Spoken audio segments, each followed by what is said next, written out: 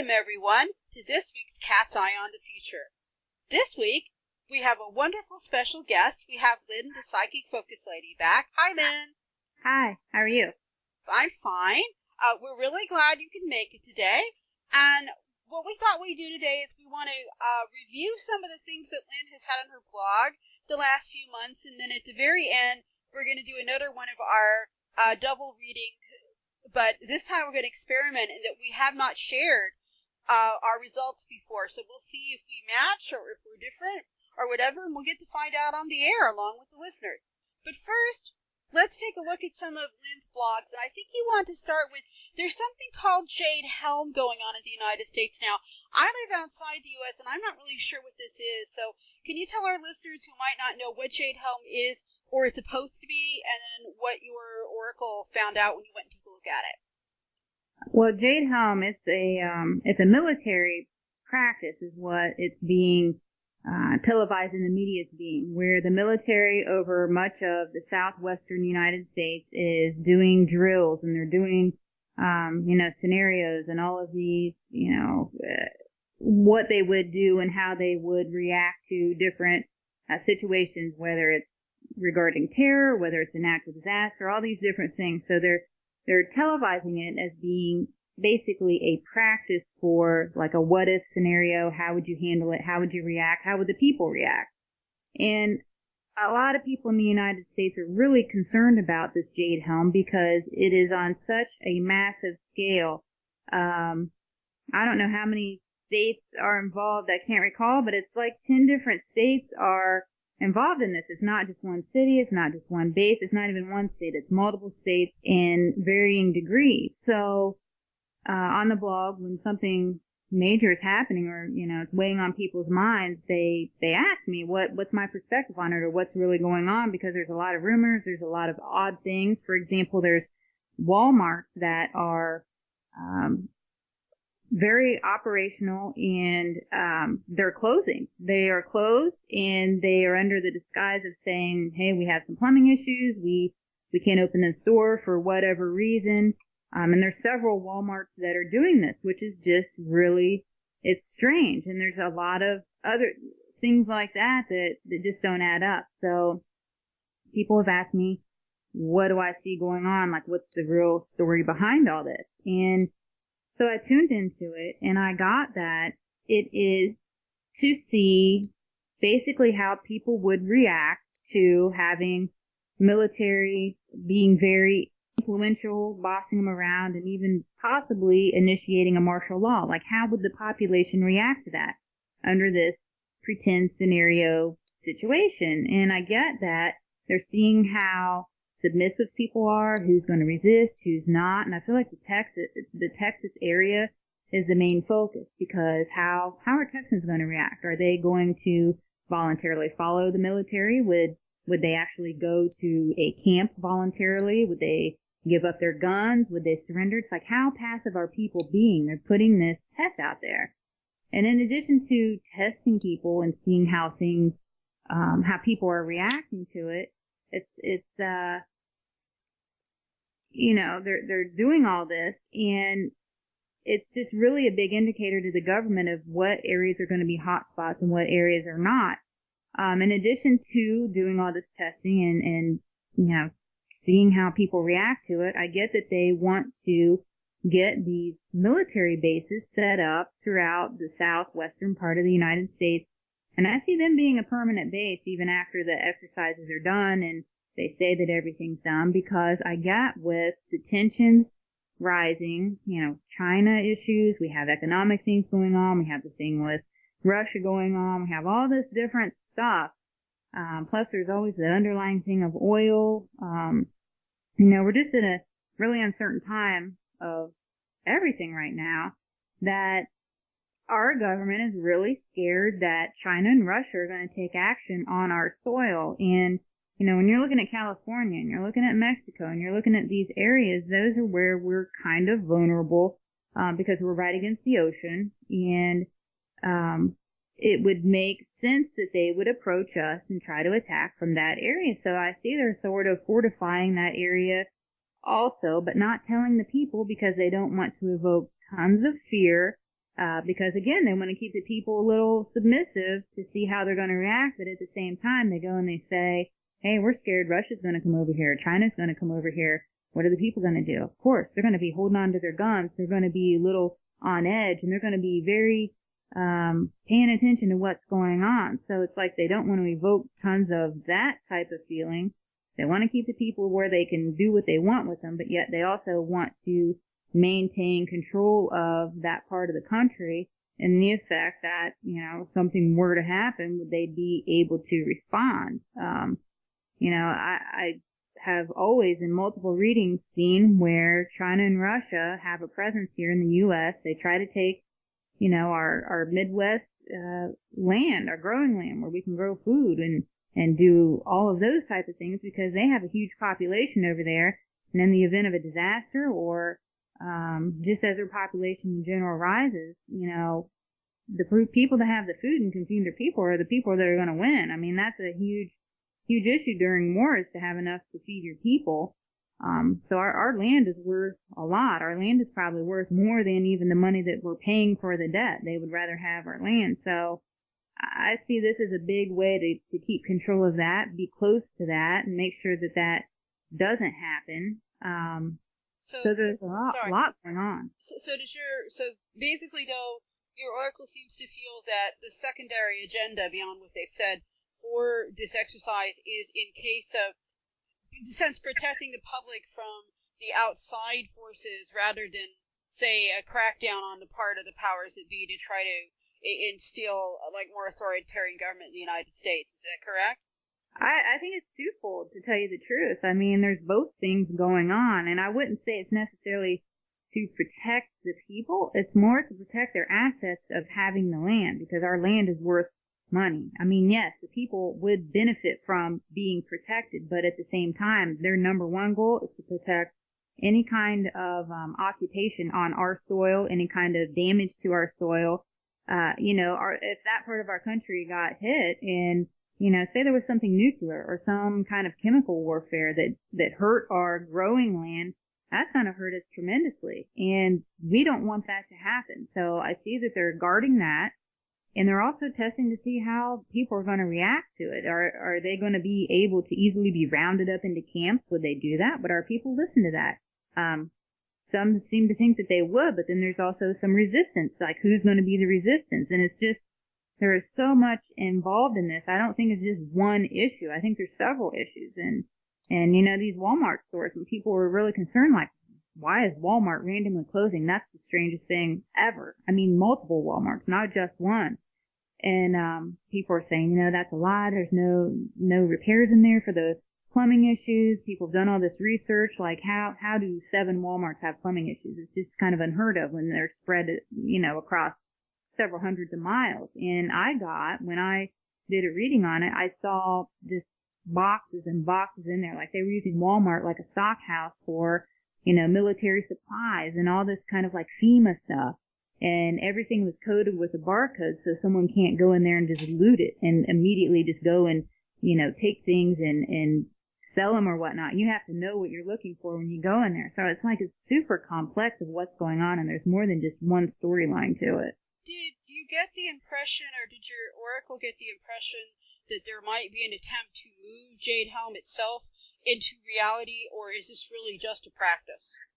I could see this being absolutely moved into reality, and it's like they used it saying it was an operation practice just to be able to get their foothold. If they went and said, hey, we're doing this, people would revolt. It's almost like you have to slowly desensitize people, and then they can swallow it in small bits. And when they do that, then they can accept it. And it's almost like, you know, when rights are taken from people, it's done in a slow process. You don't just wake up one day and say, hey, we're you know, putting this law into effect. It's like it's a slow thing, and people can swallow it slowly. If you look at how we are now, back in comparison to how our founding fathers were, completely a contrast. It's taken a long time to do that. So it's the same way of what they're doing now. It has to come across slow and gradual, but consistent. And that's how I see they're kind of doing these military things, just slow and gradual, and like it's to the benefit of the people. Whether it is or not, that's how they sell it, and that's how people swallow it. Yeah, I was curious because I actually lived through as a small child sort of a previous run of something like this when I was a little girl. They had the Wasp riots in Los Angeles, and some of my early memories are tanks at the shopping mall and stuff, and people put up with that, I think, because they were afraid. And I just wonder how you could reproduce that with just an exercise, unless something, unless people think something's really going on. Because they say the reason that, my mother and people didn't revolt, because they actually felt safer with a tank and soldiers walking around, because they were afraid of the fires that were burning, just a couple of miles away. And they were scared of people from the other side of town. And that's why I wondered if maybe there were if your oracle felt there was any plans to even put part of this live, as in, oh, oops, we've had a disaster. And I do see them doing that, and I see them even going through drills, not in every town, but in some towns, to see if people would follow them to a FEMA camp type situation, like do this scenario of, we're going to have an exercise, we're going to pretend there was an event here at maybe this central part of the city or Capitol building or government building or whatnot. They're going to pretend that happens and say, we're going to round people up, we're going to go here, we're checking our supplies, we're checking our, it's almost like how you do a fire drill at school or a tornado drill at school with the children. They're going to do a similar thing like that to see who's going to follow and who's going to stay in their home, who's going to resist it, and who's going to do it. And it's almost like they can pinpoint where they are going to have trouble in the event that this goes live, and they really do need to control people for whatever reason, whether it's their own self-interest, whether it is some outside thing, like, if China and Russia come here, are people going to stand their ground and not give up their home? We haven't had a war on this soil in a long time, and, some people might be scared and readily leave, but there's some people I could see staying in their home with their guns and basically saying, come and try to take it from me. I mean, where is that going to happen, and how is that dynamic going to play out? And I see them testing to do just that. The thing is, I could see a lot of people either playing along because they're in school or whatever and playing along with the drill. I mean, again, during the same period when I was a very little girl, we had bomb drills. We had atomic bomb drills, duck and cover at my school near Los Angeles, but everybody knew it was a drill. And I would not be surprised if some people that would actually go or not go say, oh, it's just a drill, I don't want to bother with it. That's what made me wonder if maybe they were going to try to do something like pretend and make people believe that, say, the chemical plant down the street was on fire or something, because otherwise it's a game. You're right. And I can see a false flag emerging out of this, too. I don't know exactly what or when, but I feel like something will happen in that part of the United States to, one, reinforce that, okay, well, this happened, let's not pretend, this is a reality here, and see who's going to follow.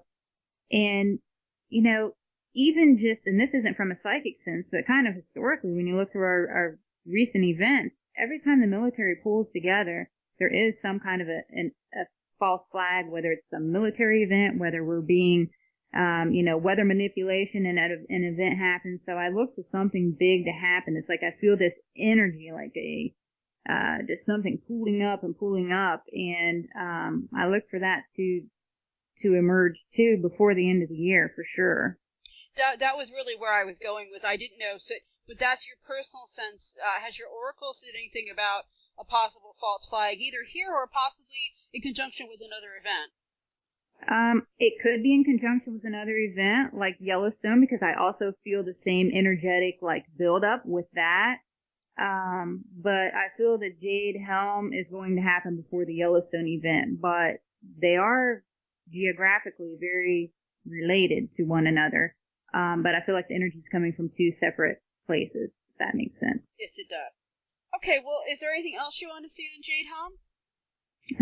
No, I believe that's it. It's, just we're waiting to see what happens and how long it lasts and, what events transpire, but, that's what I've gotten so far on it. Okay. Well, I know another topic that you've been taking a look at, which I think sounds rather fun. I've heard all kinds of rumors about it, and I've been sort of following it from a distance for years, is these apparatus in Europe called CERN, where they've built this big, huge tunnel, and they're doing all kinds of officially it's a big physics experiment to try to find new particles. But I'd like you to talk about, again, more what it is officially and then what it is your oracle has said about it, because I know you've taken a look at that. Well, what CERN is it's this huge collider thing where they send energy or particles through it. I don't really understand the physics of it, but what they're doing is trying to break things down to the smallest, most finite part. They're trying to study things of how it works. And, I think the goal, maybe they don't announce it, is to figure out how we can really manipulate energy, manipulate matter, manipulate what we have going on to understand it a little clearer and to see really how things work. So some people are really excited about it, and some people are a little skeptical about it because they're worried, what are you bringing into our 3D existence here? Is this going to open up a portal? Is it going to be a gateway? You're manipulating all this energy and matter and, breaking things down. What's going to transpire out of that? Is this good or bad? And to some extent, it's both. We learn a lot. We understand a lot. It really, is a huge breakthrough in the scientific world just to see how things are put together. And these just finite particles. But there is a side to it that is a little, I guess, curious in that I don't see it opening up a portal or creating any kind of a gateway in the negative sense, but I do see it doing a lot of manipulation with our atmosphere, as if when it's running and they're operating it, it's like it changes the air or the atmosphere to where it's just different. And when that came about there was this German wings plane that went down, and everybody had speculated that the pilot committed suicide. He drove the plane straight down, and the plane crashed with all these people on it. And so I had done readings on it, and I got that really was not what happened. And mind you, I could be wrong. I'm not saying that I'm always right and that, I know everything. I get things how they come to me in an intuitive sense and in a psychic sense. But based on a reading that I did and tuning into this, it was that this CERN was activated, and when it does, it's like it changes the whole magnetic atmosphere. It physically changes the air, like the air that's around it. And this can extend for several miles. Well, this guy's driving this plane through this altered air, and it was as if the air was not thick enough, or the composition of it wasn't thick enough to keep the plane up in the air, and the plane crashed. It was like the air composition itself could not support an airplane. And so I'm asking myself, why are they saying this is a suicide? Why? I mean, they over and over to where they, determined if he was depressed and all this kind of stuff, like if he on, pharmaceuticals, anything like making, they're going to the extreme to try to prove that this guy had issues. And it came to me that it's because this CERN is so huge and so much of a breakthrough type of a device to really learn about the physics of matter, and they feel like they're really making headway. I feel like there's like a lot of money behind it, grants, all this study. The last thing that they can do is publicly announce, hey, when this thing's running, it's going to change the air in our atmosphere, and we might have planes go down because of it. So it's easier to say, hey, this guy, he committed suicide, he crashed his plane, and all these people died. It's easier for them and the media to go with that story than it is to go with, hey, maybe we need to rethink this CERN thing and not run it, or, hold off. But I also feel like you're going to see something happen where when this CERN is operable and people are using it, that we're not going to have a lot of air traffic, but it's going to be on the down low. They're not going to publicly announce it, but there's definitely some kind of a correlation with that. But as far as the device, huge breakthroughs and a lot can be learned. There are some unintended consequences that I feel are being held back from us, but not in the form of like things coming here, spirits and entities and like that, but more it's changing the physical, like the bubble around them, atmosphere, earth-wise, that I think we haven't really learned enough about. So that's what I got with that. Yeah, because I'd heard rumors that from rumors from, friends of friends of friends of friends of scientists type stuff that you really can't say whether it's real or not, but that, things had appeared briefly in the room, or things had seen that were very shocking, and, it made you wonder. But it sounds more like what you're saying. Your oracle says it's more like it distorts the atmosphere and has some strange quirks to the planet that we just weren't anticipating. Exactly. And it could open up and create energetic areas where maybe if you're, people that are intuitive or psychic or, just have a strong sense about them like that, I think anytime you have a manipulation to your environment, especially when you're dealing with the magnetosphere, when you're sensitive, you are going to have heightened experiences of what you normally may have. So say you have a friend of a friend of a friend of a friend who's just naturally kind of intuitive on their own. You have this alteration of your environment. It can heighten what you already have. So maybe those things in the room that were strange were always there, but they now have the ability to see them, because I do see a correlation to that type of phenomenon. Oh, now that would make sense.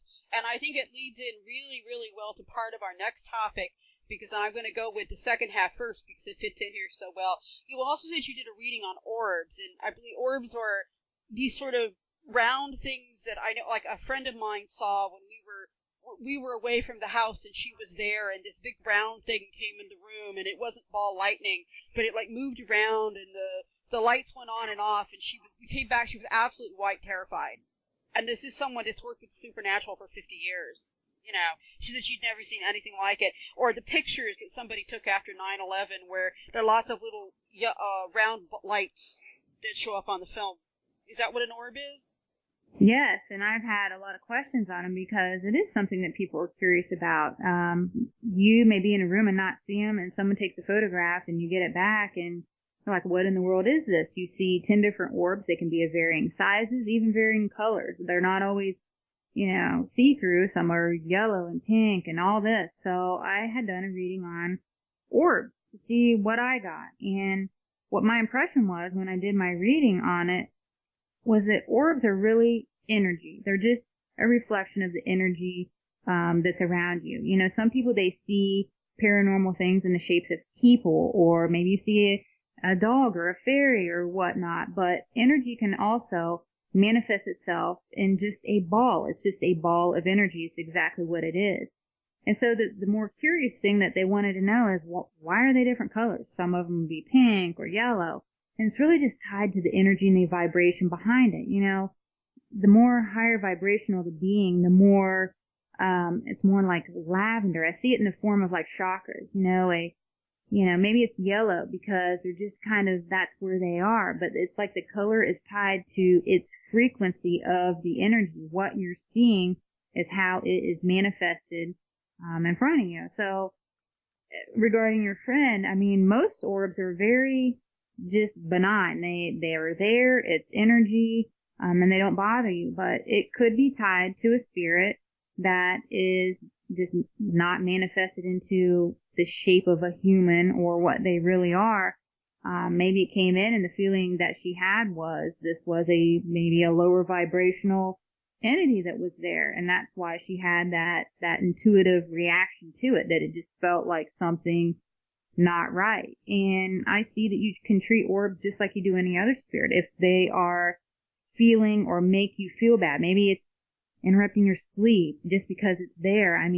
You can sage your home and you can will it away. We're very strong-minded people. Humans are they have very strong will and they have strong intent. So if you put the intent out there that you do not want that energy around you or in your space, you can will it away. But most, I feel, in doing this reading, were very neutral. They weren't going to hurt you. They weren't going to do anything. But it's all just tied to spiritual energy, and that is how it's manifesting, so you can see it rather than being a person. It's in a ball because it's energy.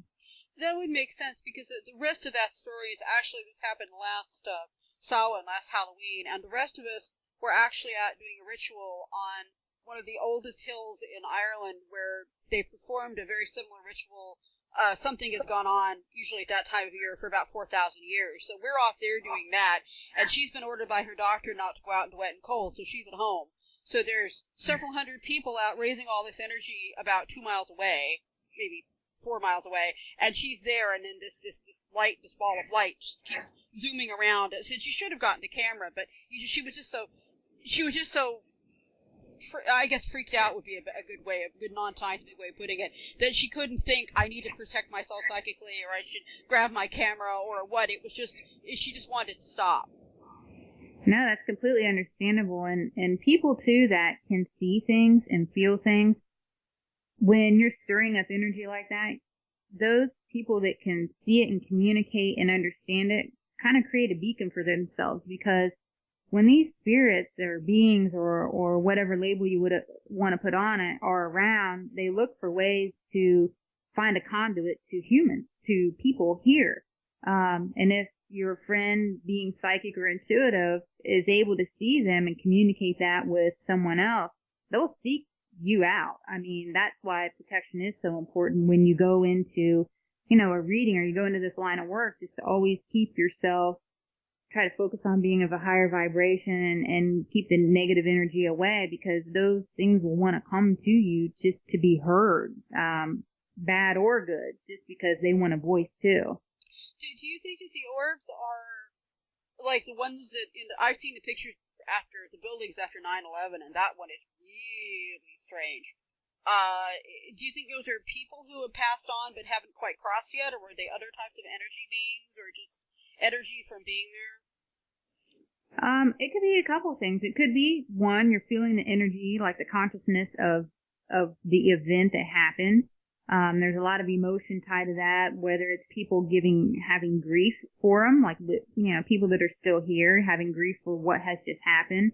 And it could be people that just the trauma of what it is. But in my mind, because, when people pass on, sometimes when I do a reading, like someone wants to come in and talk to their mom, dad, grandparent, I can connect to them easily. And I feel like those people that you connect to easily have not yet crossed over, went through the light, and been reincarnated. I feel like those people are still here for whatever reason. There's unfinished business, or they want to hang out with their family. They want to be a guide. They want to offer protection. Like, they have something they want to do, and they haven't crossed over. And I find that in images, when I do try to connect to someone, that I just cannot. I mean, there is no science to this.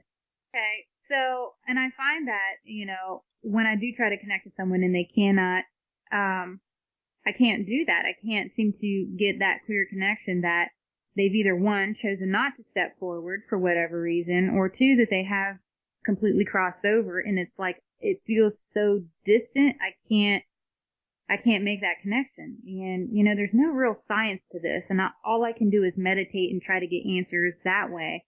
But that's sort of how everything came full circle and made sense to me. Well, that leads really well into another topic you wanted to get into, which was reincarnation, which I think you also took a look at.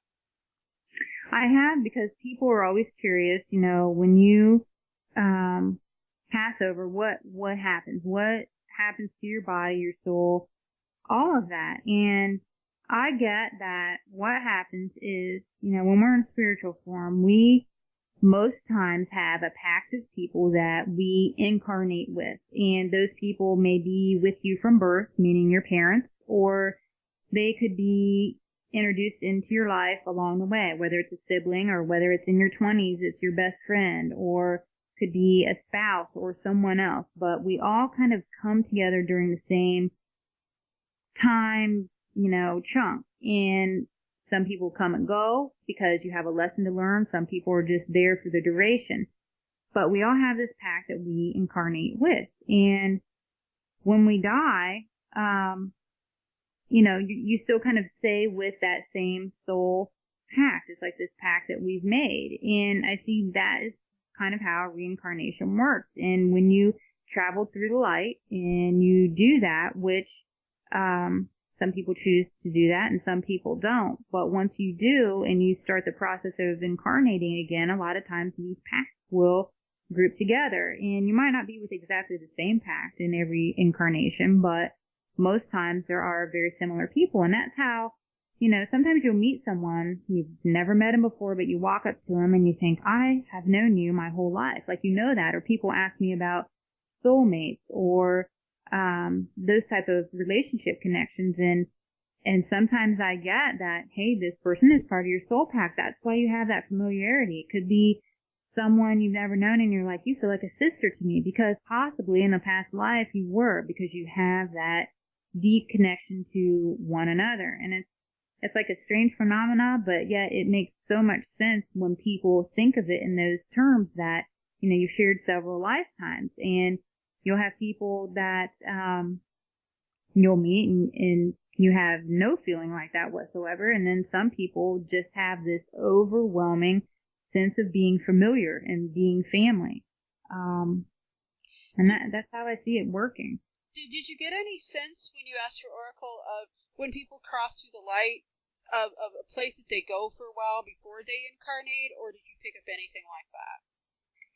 I have never gotten anything on that, but I do get that when you go through the light, well, actually, when you pass over and you're no longer in your physical body, I get time is such a strange concept. We see it linear here on Earth, and for us, you're born, and if you live to be 100, you feel like you live forever. You look at someone like they're 100 years old, and you're thinking, wow, that's, they had a very long life. But in the reality of it, in the universal perspective of all this, 100 years can be like a blink of an eye. Like, time has no, we have no gauge for it when we're in our spiritual form, because here on Earth we age, we go through different changes, we have the perspective of time, we have different things, we go by years and we go by all this stuff. But when you pass over and you're living in spirit, it's like time is non-existent. There is no relationship. So it's like you could go into the light, and for us, maybe it feels like you chose not to incarnate for 100 years, but in reality, there's like no sense of time. It's on a completely different scale. So I feel like once you go into the light and you do that, it's relatively quick that you come out of it and incarnate, but yet time is so different that you can't really put minutes or days or years to that. I had a dream many years ago now, not too long after the California earthquake, and in the dream, I was like on a train going to, it was almost like a summer camp, and I met a friend of mine who is a priestess. She's still alive. She works a lot. She was the one that when we were in our group and we did trance work, she was the one that always worked with the dead. I would always say, ask Laurel, she works with the dead, when people wanted to talk to dead people. And anyway, in the dream, there she is, and she meets me, and she says, thank you for coming to help me with my lessons today. I'm working with my earthquake group.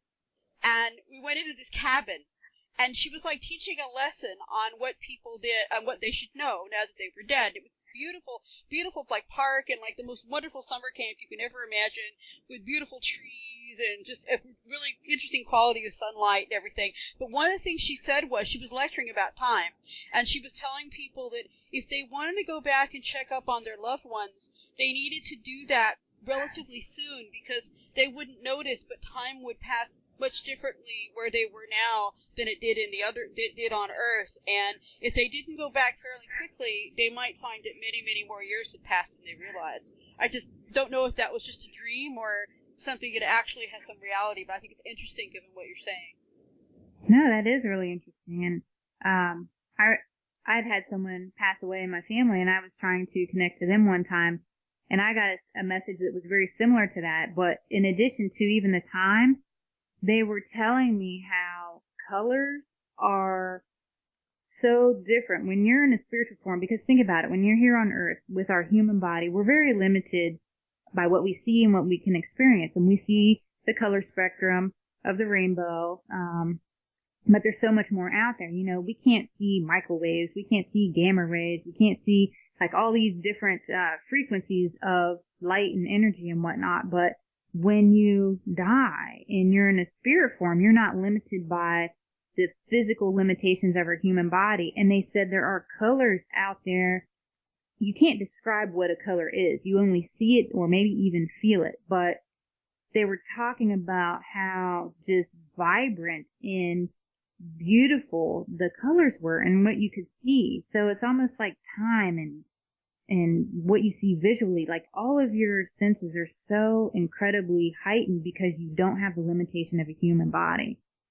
Yeah, I should also point out that this friend of mine actually did work in the physical realm as part of the rescue, getting people out of when the freeway fell. So, and the feeling in the dream was that these were some of the people that hadn't made it in the physical world that she was helping out on the other side. But yeah, the colors were just amazing. It was just, that's one of the things I mainly remember.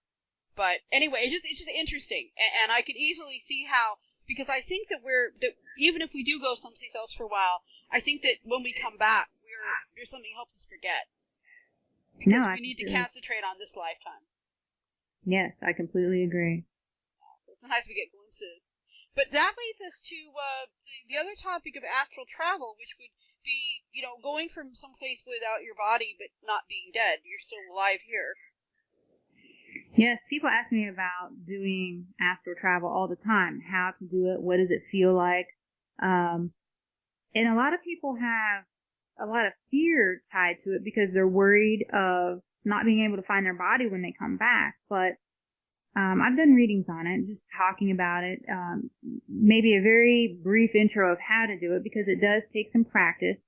But the best way to approach this is doing it with a meditation, because you do have to be in a relaxed state and be very calm and conscious of kind of your inner being. So I always advise people to first start with protection. Protect yourself. Always say that you want to experience what is in your greater good, that you want to work with the highest vibrations.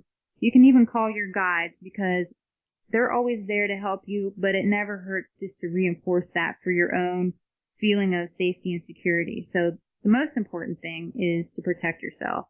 And then I tell people, after they do that, set the intent of what you're going to do.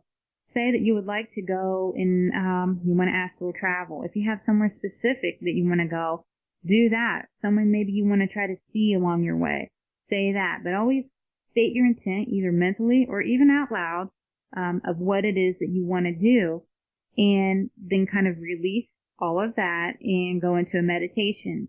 And once you're fully relaxed and in that meditative state, and people that meditate, you kind of know when you're there and when you're in your zone. It might happen relatively quick if you meditate a lot and you understand the process, or it might take a little while to get comfortable.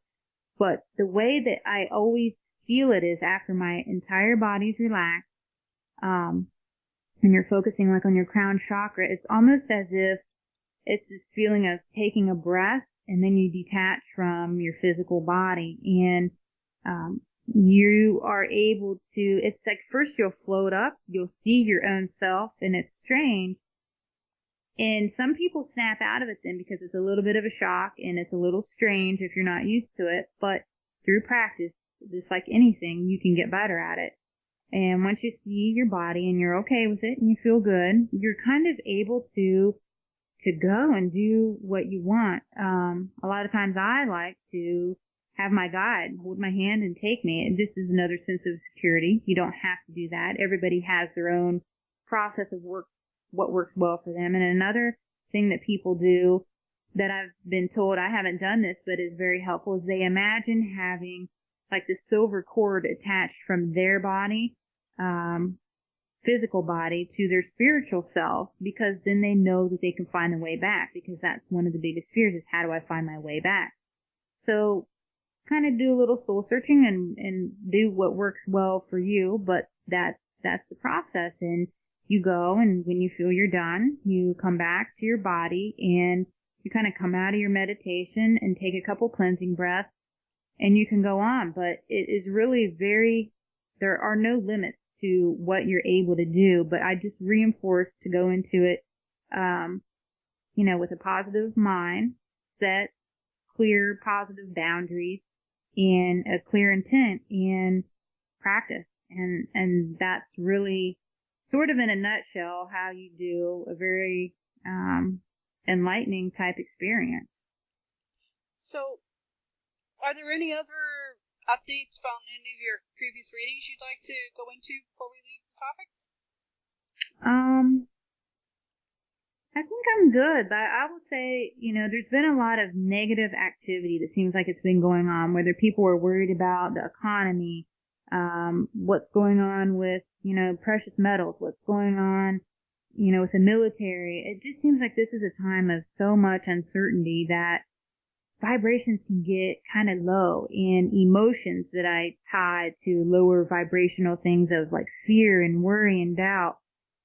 I would say, even though, even on my blog I talk a lot about it, try to do your best to take in the information and look at it like knowledge, and try to feel a little more empowered regarding all of this stuff, but don't let it drag you down, because then you just become, part of all this fear. Like, try to rise above the fear, because a lot of this fear is based on things that, kind of misinformation from the news. You're not really hearing the reality of what's going on.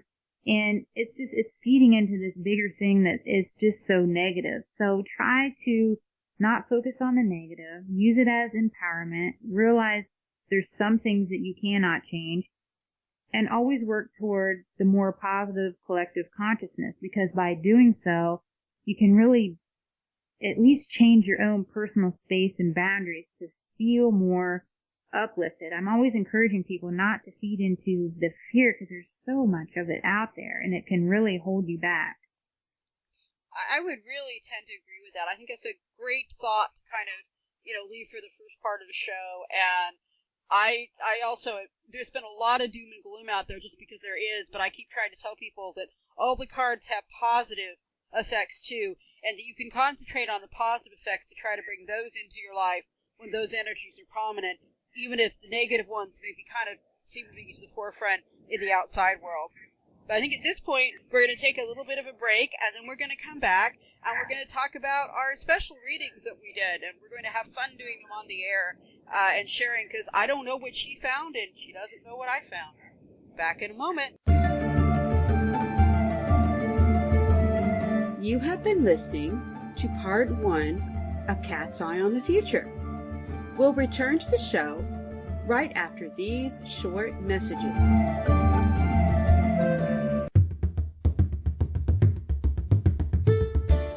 Do you have questions? The cards have answers. If you would like a personal reading with Melodi, just go to my website, melodipsychicreadings.com. That's Melodi with an I, psychicreadings.com, for information, or email me at melodireader@gmail.com. Readings are available using Skype, phone, email, or even in person if you are lucky to live in Ireland. Why not find out what special messages the cards have just for you and book a private reading today?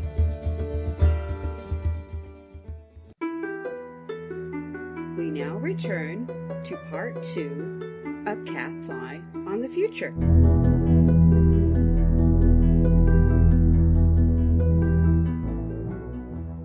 Welcome, everyone, back to part 2 of Cat's Eye on the Future.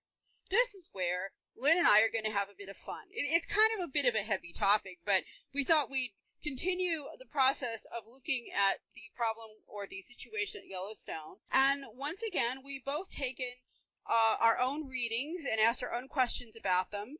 And we decided, but this time, usually we send each other our readings and we compare notes before the show. But this time, we decided to do them separately and then do them together on the show, which could be very, very interesting and a bit of fun. So, Lynn, you said you wanted me to go first? I can go first, or you can. I'm fine with going first. Oh, okay. Yeah, that's right. You wanted to go first. Okay, you go ahead and go first, and then we'll talk about. I'll do mine, and we'll talk about them together. Okay, great. I've had a lot of questions on Yellowstone, over the past couple years, because things keep happening. Animals are acting strangely. Even photographs that they take of Yellowstone, there's definitely a change of the earth heating up, just changes in the energy there. There is something happening. So I'm always getting YouTube videos and information on it. So one day I did do a reading. I did a follow-up reading, actually. And the question was, what's going on with Yellowstone? And kind of tied to that, there was this YouTube that was saying how a big tsunami was due to hit like California and that part of the United States. And is there any merit to this? Is there any concern? And it's kind of tied to Yellowstone because they felt this tsunami was going to result out of some kind of tectonic shift, some kind of earthquake, which I also see that being tied to the energy under the earth with Yellowstone. So it's like, is Yellowstone going to erupt? Is it going to, is there going to be an earthquake? Is a tsunami going to result from, the earth changes tied to Yellowstone? What is going on? So, it was a heavy topic, and I really worked at trying to determine, what felt like truth to me. And sometimes when I do readings, I see what looks like different timelines occurring because I believe we can change our fate, we can change our timeline because there's the act of human free will that can intervene at any point and kind of redirect where we go. That's why, you can have a reading and maybe things don't come to fruition, but there was an element of free will that made things not go down the path that, was clear at the time of the reading or when people were doing predictions. So I looked and I saw actually 3 timelines emerge, and one was stronger to me than the other 2, but I outlined what I saw. And one of the paths showed me that within, I would say, 12 to 18 months, and I feel like it could be much closer to 12, there were like mini eruptions, and it looked as though there wasn't a huge Yellowstone eruption, but more like these little tiny pockets of eruptions, and they always look to happen kind of in a straight line, as if there's like some underground, I don't know if there's a fault or a pressure point or how this works, but if you could draw a straight line, I could see these little eruptions happening on the straight line, and it looked like maybe the first one happened around 12 months, and then a few months later there's another one. They don't look to all happen at the same time, but rather kind of one at a time. So that was the first image that appeared to me. Then the second thing that I saw was there was an earthquake, and the earthquake did create water. I wouldn't call it an enormous tsunami, but it was a significant amount of water that came in on the coast of the United States into California, and it looked as though it went up to, there's this highway that runs north and south. It's called 101. I don't live in California, so I don't know if that's how they refer to it, but I had done the reading, and I was so interested by it, I went on a Google Maps to try to figure out what is this highway, because I just saw this highway running north and south, and it was 101, and it looked like the water came up to it, but then it receded back down. But there was, some damage, but it didn't look like this big, huge wall of water, and it even looked as though there were some precursors to it, meaning there was a lot of like loud rumbling, like you knew something was not right and something was going on. It didn't feel as though it came out of nowhere. It felt as though there were some major measurements that were happening to indicate, hey, there's something significant going on. And then this earthquake happened, which produced this water that sort of washed in. It wasn't what I would call a tsunami, but it was a nice wave of water. The third thing that I saw, which actually, if we stay on our current momentum, on this current timeline, and there's no intervention, this is the path that seemed the strongest and most realistic to happening. And what I saw was, a lot of people on Earth are kind of waking up, and they're really, they're I wouldn't say leaving religion, but they're adopting this philosophy of like universal consciousness and looking to their guides. They're looking to their higher self. They're doing all these things. And I see this big momentum toward this collective effort to raise the consciousness. And I saw that by doing that, it's actually like it's helping the earth. And in some way, every time I focus on the earth, I see the earth as a living thing. I envision like this heartbeat, and I feel like that is another symbol. I don't necessarily think the earth has a heart and is beating, but I see it as symbolically that it's living and it's growing and it's changing. And every living thing, when you think about it, whether it's a plant or an animal, when it gets energy in, either through food, through the sun, whatever, it grows and it gets bigger. So I see this earth as this living thing. Our sun is constantly beating on this earth, and some of the sun's energy is absorbed with plants, some of it's absorbed with animals, but there's also a huge amount that the earth itself, the ground, is absorbing, and energy isn't created or destroyed. So I see it being absorbed and using it for the earth to grow. So I get that, you have this living earth. This earth is growing, it's expanding, and through that, we're hearing all these noises. And I've done readings before about how the earth is like stretching and growing, and you hear these like groans and noises that are really undescribable to anyone unless you've heard it yourself. So, you have all of this going on, and I see that, through this growth, you have that type of emotion, which is also shifting tectonic plates. Through the overall consciousness of people, you have like this positive energy, and it's almost like this positive energy is allowing this growth of the earth to occur in a more positive way, where it's not as destructive. And the energy that, the sun's putting into the earth is sort of dissipated through this growth that's happening. I still see in this third realistic option Yellowstone erupting, but it's on such a smaller scale. Again, it's like multiple little volcanoes going off, but it's releasing pressure that way. So I see the pressure releasing through many eruptions, and also I see the energy releasing through like this growth of our Earth, and it looks to expand at the equator like the belly of Earth. So yes, Yellowstone is going to erupt. It's not going to be as huge and as terrifying as what it's been pumped up to being. Our collective consciousness is like helping guide it. It's almost like how a midwife would guide a mom when she's giving birth. You have this person there helping to allow this energy to dissipate, and then the earth itself is also growing. So there's like all those things intermingled, but that is what I see happening with Yellowstone. Did you get a sense of time on it? I still say within 12 to 18 months, we're going to see some significant action, like undeniable action. I feel like now it's happening. There's photographs. People know it, but it's like they just won't be honest. And part of it is they don't really know what's going to happen. They can't do anything about it. But I feel like they want to secretly kind of relocate whatever is going on there somewhere else, to kind of buy them time. They just don't really know. And for whatever reason, they just don't want to tell the people. But I feel like in 12 to 18 months, it's going to be undeniable. Whatever changes physically happen there, you can't say that it's not happening.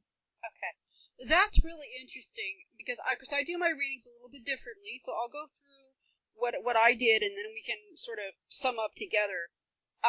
I actually, interestingly enough, made an error when I asked my question. I've talked about how important it is to ask the right question. But in this case, the error is the same one I started to make the last time, but caught it. And this time I didn't catch it till the reading was over, and I've left it because it's very important.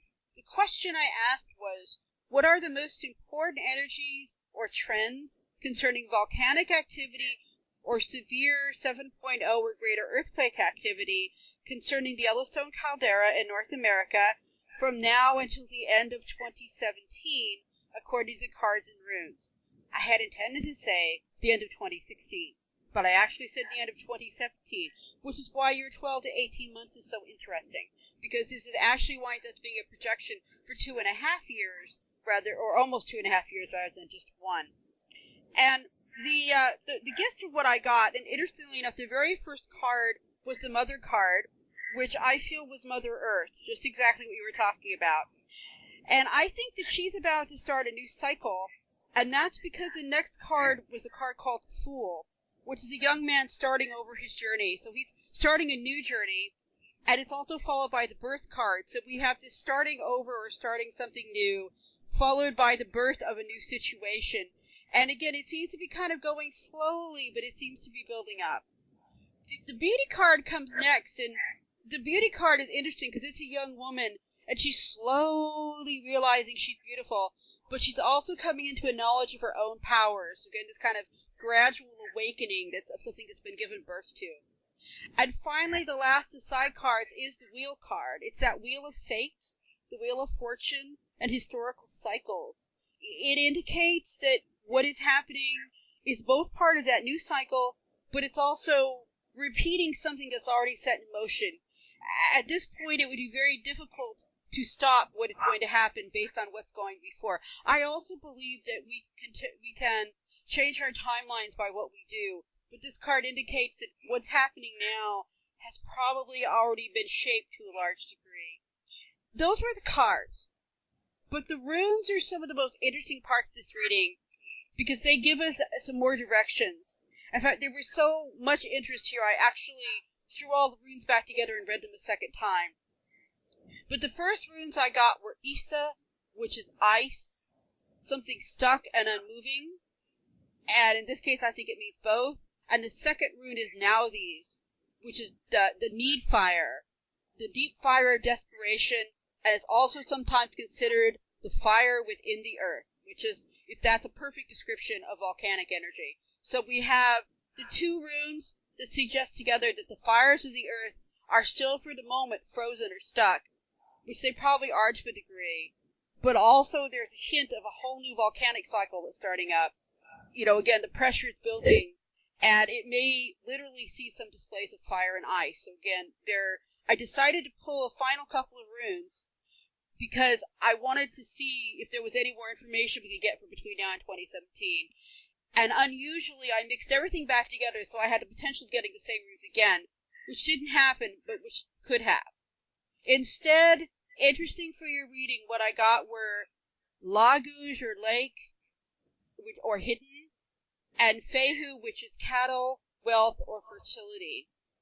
Now, once again, I'm thinking that some of the answers to what is building are hidden under or inside the lake. We got that before. We got that last year. And what we should also be watching are the animals in the park, which has already been happening, especially the bison. We got that before as well. Because bison are the closest thing to cattle I could think of that are naturally in the park, and they could also be related to the Fehu rune, because although we translate it as wealth, it literally means cattle. But Fehu also suggests that money and wealth may be playing a part in keeping the real situation under the lake, or what's hidden under the earth even, the fire and ice, that money or wealth want to keep this hidden for fear of panic, or for fear of disrupting things. Maybe even, there's a lot of money being put into this. My overall take from this reading is that the trends we have seen in the last 2 years for lava and issues continuing to build up in the park, especially again under that lake and perhaps under the ice or other water, because Lagouge can be water in general, they just keep continuing. There may be something new or interesting that gradually people are becoming aware of as it grows just too powerful that it can no longer be hidden. I'd say we should look for signs in both the fires of the earth, where they study the magma and the chambers and things, and in the ice itself. This could be because of pressure is building. There could actually be changes in the winter ice, like, for example, on the parts of some of the areas of the park, maybe you'll see patches of melted area where the ground temperature is getting too high, or where, the caldera peaks that may just not have snow on them, because I know there are areas of the park that have mountains, even though the caldera itself goes further down. And I also said that to also watch the bison. It's really in the vested interest of some money and finance to keep a lid on all this information from getting out. Basically, I do not feel that a full catastrophic eruption of Yellowstone caldera, or even a severe earthquake in the area, is likely between now and the end of 2017.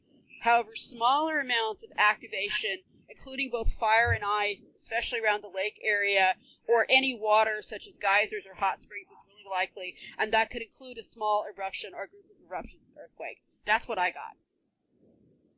No, that actually goes along my reading a lot, and what I found was really interesting is how you pulled the mother card at first, talking about a new earth and a birth, and, one thing that I'm visualizing as you're talking about that is through all these devastations and all these things that happen, all of life is a cycle of death and birth. So even though something is happening and the earth is changing there, through that death, whether it's of wildlife, whether it's relocation of animals and all of that, new things will emerge and be born from that. So that cycle in itself, and dealing with the earth and and birth and rebirth, that feels very logical to me. And then also what struck me too is you were talking about like the lakes and, things being stuck and not moving.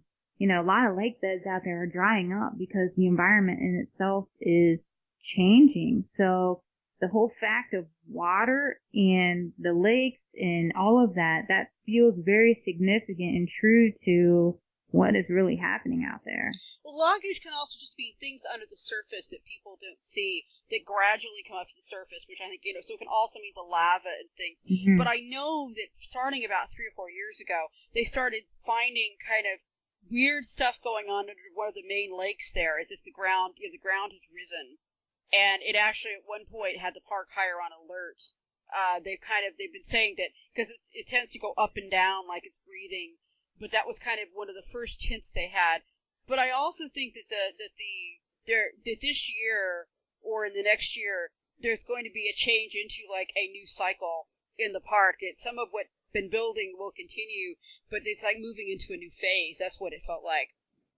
Yeah, I agree. I feel like we're going to see some actual evidence of what's going on. Like it's going to go from a new level of speculating and testing and wondering and worrying. Like it's going to go from that to more factual evidence that can't really be suppressed. So I agree with you. I feel like the momentum is moving in that direction. There is something more building up. Yeah, I think you're seeing more certainty of some small eruptions. I feel like that there is a possibility of them. I still think they're coming. I'm just not sure if they're happening before 2017 or not, at the end of 2017 or not. And that's hard to tell from you can only put so many words, the kind of readings I do, you can only ask the question so much in it or it starts getting complicated. Like I threw in the earthquakes just because I thought that was important, and maybe because I was picking up on you were asking about them as well. And also because earthquakes tend to happen right before, sometimes they will kick off eruptions. Speaking of which, did you get any sense of earthquakes elsewhere, like on the West Coast or anything in the next while here? No, I have not done a reading.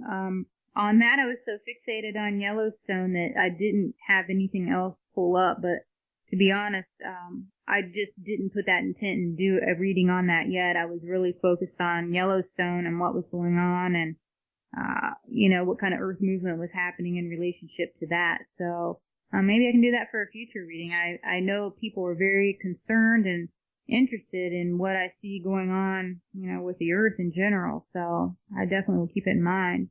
I noticed this time that neither of us picked up, and last time we both had a very strong sense of a connection between Yellowstone and the volcanoes on the semi-dormant volcanoes on the West Coast.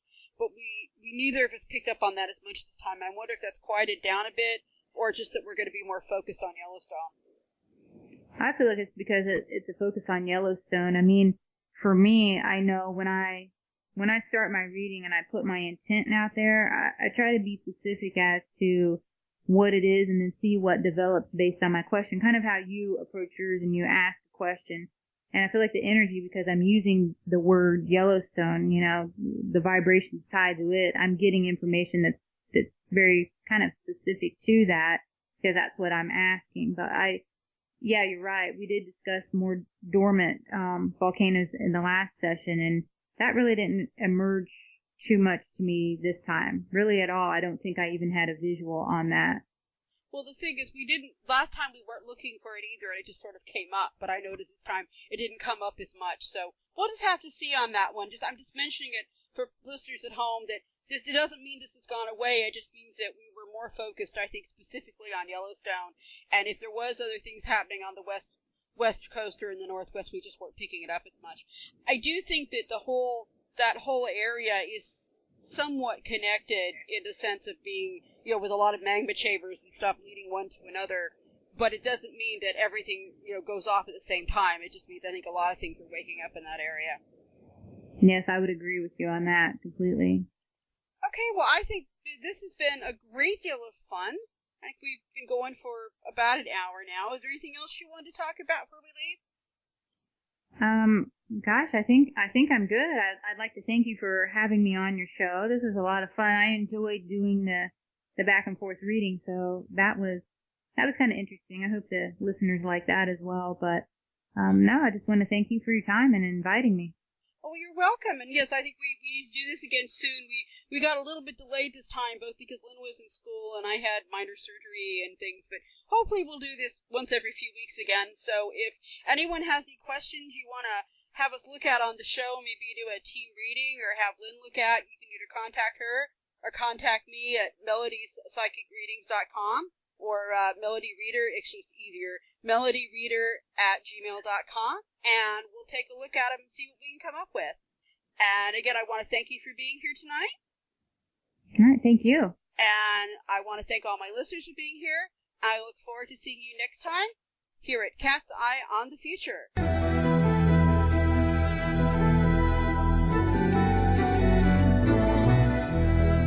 You have been listening to Cat's Eye on the Future, the show where we take a look at what's coming up in your world and your future. Join us again next time for another episode of Cat's Eye on the Future.